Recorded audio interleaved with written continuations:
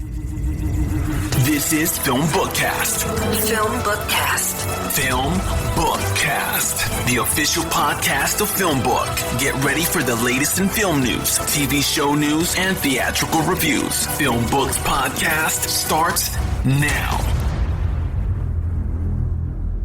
Welcome to FilmBookCast, the official podcast of FilmBook. My name is Chris Banks. If you're tuning in for the first time, what I do on FilmBookCast, I discuss the latest film and TV show news. I also review an in-theater film. You can find more about FilmBookCast on film-book.com by using the search term FilmBookCast. You can also email us at podcast@film-book.com with FilmBookCast in the subject line. Let's switch up gears and check out some TV news from this week. TV news from this week, Netflix has finally told us what the release date will be for the second half and the fourth and final season of the crime drama Ozark. The final 7 episodes will be available for streaming on April 29th, 3 months after Part 1 was released. The date announcement came this week with a brand new teaser featuring a chilling monologue by Julia Garner's Ruth, who's out for revenge. Check out the teaser. The final chunk of the last season of Ozark will be available on Netflix starting April 29th. Some more TV news from this week. Fans of Sasha Baron Cohen will be excited as the actor is in talks of entering Apple TV Plus's forthcoming adaptation of Disclaimer. The show is based on Renee Knight's thriller novel of the same name. If Cohen signs the deal, he'll be joining leading stars and Oscar winner Cate Blanchett and Kevin Kline. Disclaimer is going to be written and produced by Alfonso Cuarón of Roma. Cate Blanchett will play Catherine Ravenscroft, a successful and respected television documentary journalist whose work has been built on revealing the concealed transgressions of long-respected institutions. What an intriguing story. We'll keep up with news about Disclaimer if Sacha Baron Cohen signs the deal or not. The last bit of TV news we'll check out this week. Camp Half-Blood Chronicles author Rick Riordan has offered fans some new updates about the pre-production status of Disney Plus's Percy Jackson and the Olympians. The series was greenlit a month ago. The author confirmed that the series will start shooting in June 1st in Vancouver. Even though the official cast hasn't been finalized yet, the executive producers shared that they have just finished the chemistry reading that involved different groups of 3 talented young actors. The Percy Jackson and the Olympians pilot will be directed by James Bobin, and it will tell the fantastical story of a 12-year-old modern demagogue, Percy Jackson, who's just coming to terms with his newfound superpowers when the sky god Zeus accuses him of stealing his master lightning bolt. Now Percy must trek across America to find it and restore order to the Olympus. Exciting series. We'll keep up with news as Percy Jackson and the Olympians starts filming on June 1st. That's it for TV news. Now let's check out some film news from this week. Fans of the upcoming Marvel film Blade will be excited as the movie's got another star added to its cast. Aaron Pierre is set to play an undetermined role in the vampire film set in the Marvel Cinematic Universe. I'm sure we'll find out more as Marvel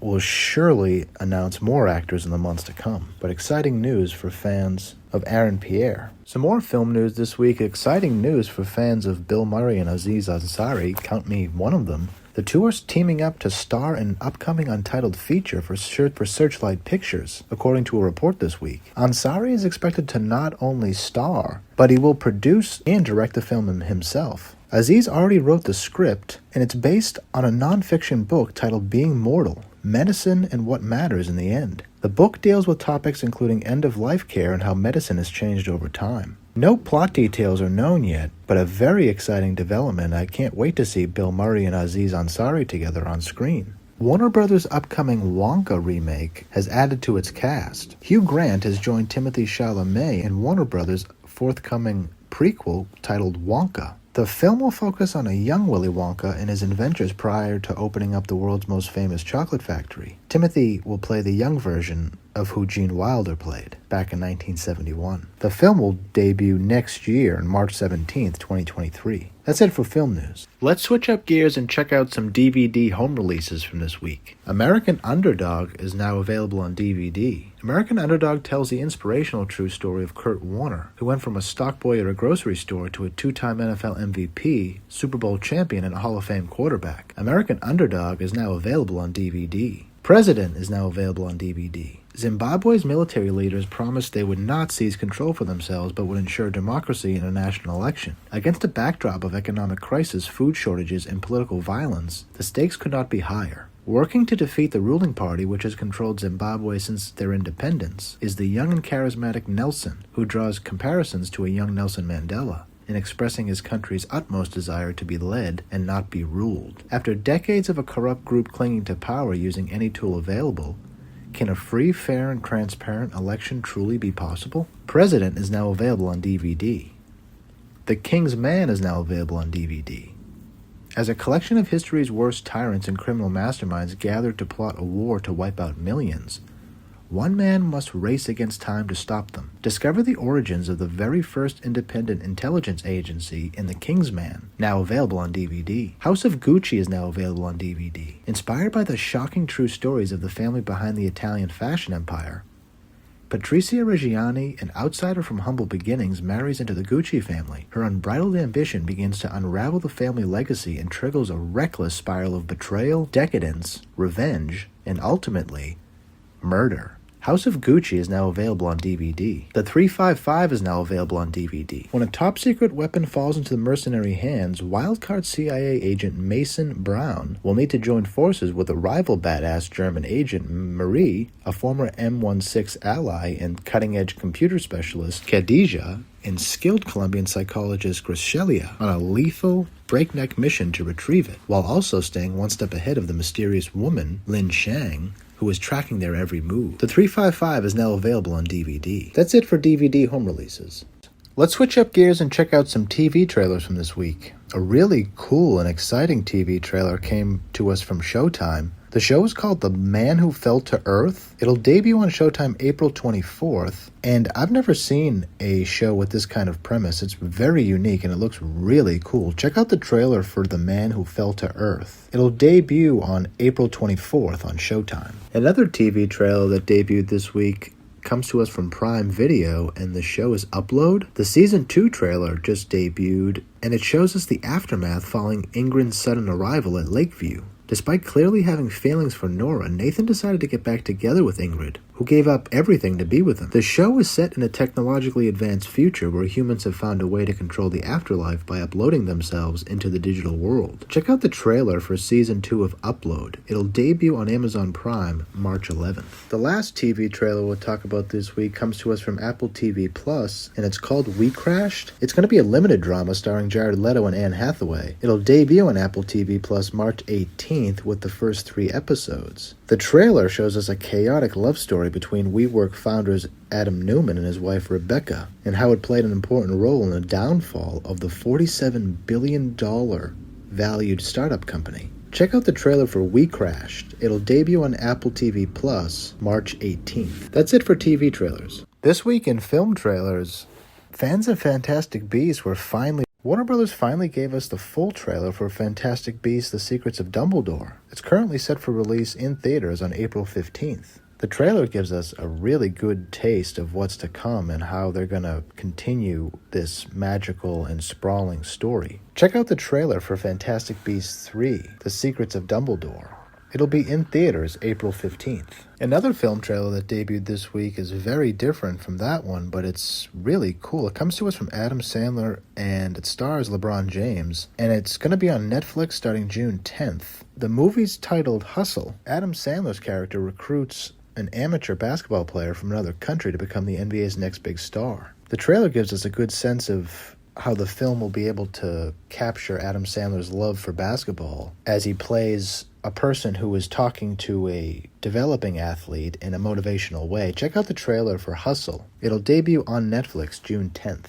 The last movie trailer we'll talk about this week also comes to us from Netflix, and it's titled The Black Crab. It stars Noomi Rapace as a soldier searching for her long-lost daughter in a post-apocalyptic world. The movie will start streaming March 18th, and the trailer gives us really great action-packed sequences highlighting the dangerous and desperate mission that 6 soldiers must go on in hopes of finally stopping a war. Check out the trailer for Black Crab. It'll debut on Netflix March 18th. That's it for movie trailers. All right, time for this week's movie review. For this week's movie review, we're going to talk about something on Netflix that I don't do that often, but Texas Chainsaw Massacre. It came out last Friday. It's a legit sequel to the original Texas Chainsaw Massacre. It's directed by David Garcia, written by Fede Alvarez and Rodo Sayaguez. Influencers looking to breathe new life into a Texas ghost town encounter Leatherface, the legendary killer who wears a mask of human skin. This Texas Chainsaw Massacre stars Sarah Yarkin, Jacob Lattimore, Jessica Alien, Olwen Furrer, Elsie Fisher, and Mark Burnham is Leatherface. I'm a big fan of the Texas Chainsaw Massacre, the original, the remake, all of them that they've done. I'm a big fan of the franchise. I haven't seen the 2017 standalone film Leatherface, although I've heard that it's extremely good and maybe one of the better installments in the whole franchise over the past 40 years, or 50 years even. There's been many movies made about Texas Chainsaw Massacre. This is a legit sequel to the original, which it really intrigued me because I read a little bit about David Blue Garcia and I really enjoyed his passion for the franchise, and I was really excited to see what Netflix would put out in relation to this franchise. It stars Elsie Fisher, Nell Hudson, Sarah Yarkin, and many others that I've listed already, but Elsie is a big part of this film, and she's incredible in everything she does. She's really unique, and she's really good at what she does. But Sarah Yarkin, I'm not familiar with, and she did a tremendous job. Overall, the film is a really, it sets up much like the previous Texas Chainsaw Massacres with people in the middle of nowhere encountering a scary,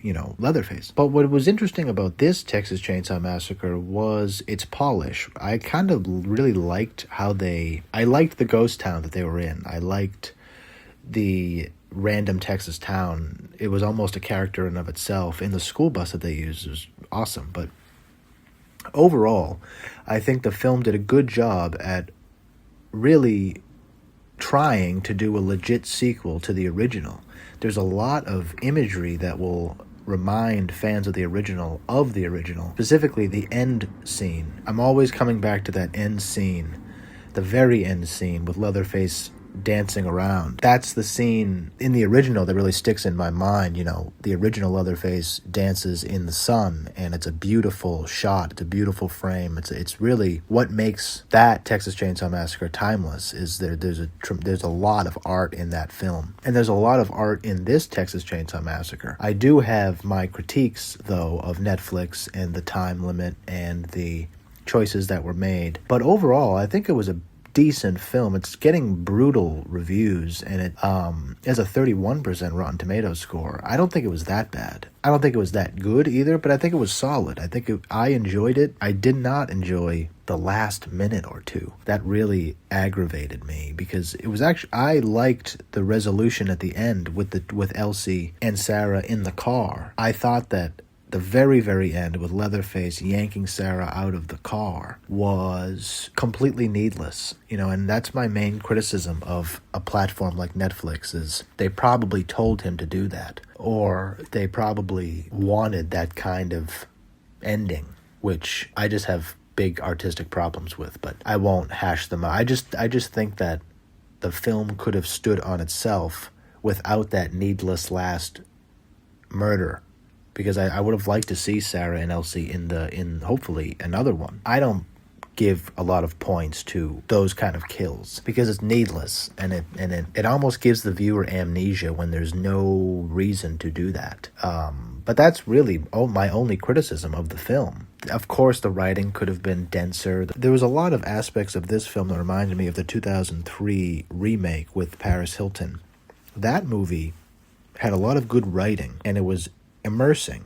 You were immersed when you were watching that 2003, I think it was 2003 or 2005 or 2006, but that early 2000s remake of Texas Chainsaw Massacre with Paris Hilton was very thick and well written, and I just miss that component in this Texas Chainsaw Massacre. It feels very formulaic because that's what Netflix is. It forces people to make movies in a certain container. The time limit's ridiculous, but I think it's a pretty solid film. I'd give it a 6.5, 7 out of 10. For a fan of Texas Chainsaw Massacre, I had a good time watching it, so that's why I give it such a high score, although there are many aspects that I don't like. I do think that younger fans who haven't seen the original probably won't watch the original because this is not that good. And I would just implore younger viewers to watch the original and watch the remake in the early 2000s because they're both well-done movies. The original is a timeless piece of art, and the early 2000s remake was solid. for a story. And I just missed that story component in this film. But overall, the film was good and decent. I think Leatherface did a good job. It was great seeing Sally Hardesty come back from that last scene that she's in the original. It's very beautiful. I really appreciate what they tried to do with this film. I just wish that Netflix didn't force upon creatives certain limitations or containers, That's what I don't like about Netflix as a platform, but that's my own personal objections. Overall, I think the film is worth a watch. For fans of Texas Chainsaw, you have to see it because you have to see how good or bad it is. I've heard that Leatherface, made in, I think, 2017, is one of the better films. I'm going to check that out now because it just leaves me wanting more. That last kill really made me angry because it just was needless, and I was looking forward to Sarah and Elsie in a hopeful next one.